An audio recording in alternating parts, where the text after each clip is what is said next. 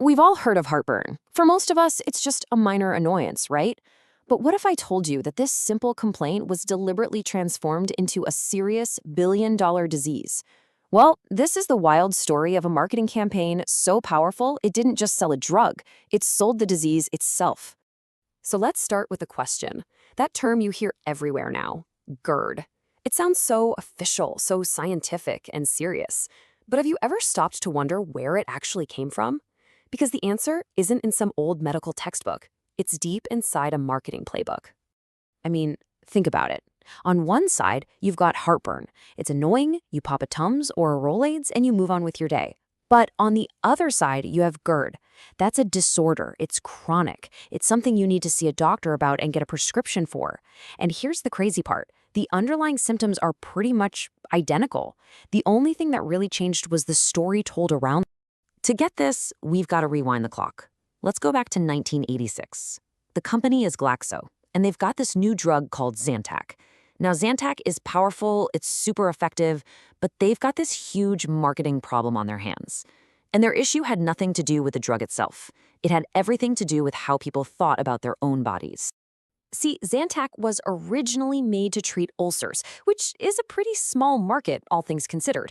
But Glaxo, they had their eyes on a much, much bigger prize, the millions and millions of people who get everyday heartburn. The challenge was, how on earth do you sell a high-powered prescription drug to people who don't even think they're sick?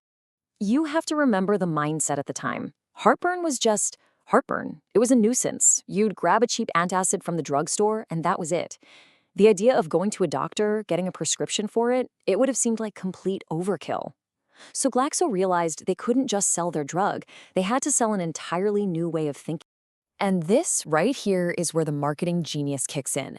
They made a crucial decision. Instead of trying to rebrand their drug to fit a minor problem, they decided to rebrand the problem itself and turn it into a major disease.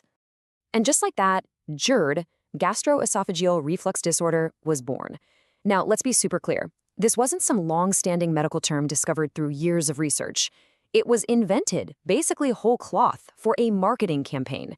It was specifically designed to sound serious, official, and, this is the most important part, like something that absolutely required a prescription.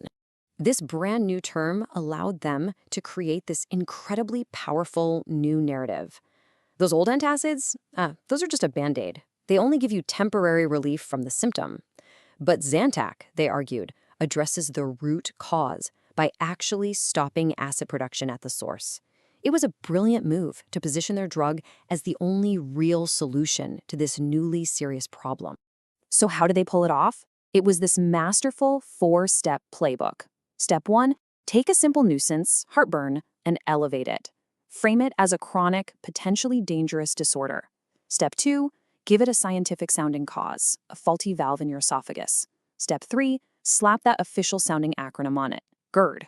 And the final crucial step, position your drug, Zantac, as the one and only cure for the underlying problem. But, just inventing a name isn't enough. Not by a long shot. To make it stick, they had to make it feel completely real.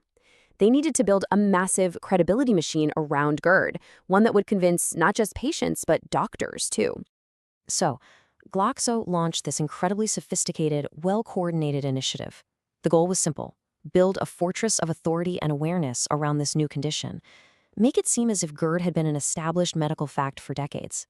And they attacked this from every possible angle. First, they created their own institute to fund the research that would support their claims. Then, they got the official stamp of approval by partnering with respected medical groups. And finally, they went straight to the public with a huge PR campaign called Heartburn Across America. They were literally building legitimacy from the ground up. Okay, so after all of that, did this incredibly audacious plan actually work? Well, let's take a look at the payoff, which was, to put it mildly, a marketing masterstroke. So, did it work? Zantac's annual sales exploded to $2 billion. $2 billion, with a B. It wasn't just a success, it became one of the best-selling drugs on the entire planet. But here is the real kicker. You want to know where all that money was coming from? A full 2/3 of that $2 billion came from prescriptions written for GERD, the very condition they had effectively just invented out of thin air. So when you look at the final scorecard, the results were just staggering. They totally won over the doctors. They turned Zantac into a financial behemoth, and maybe most importantly, they permanently embedded the idea of GERD into our culture as a real, widespread, and serious disease. A story like this really blurs the line between educating the public about a health issue and just creating a market for a product. And it leaves you with a pretty big question to chew on. How much of what we call medicine is actually just really, really great marketing?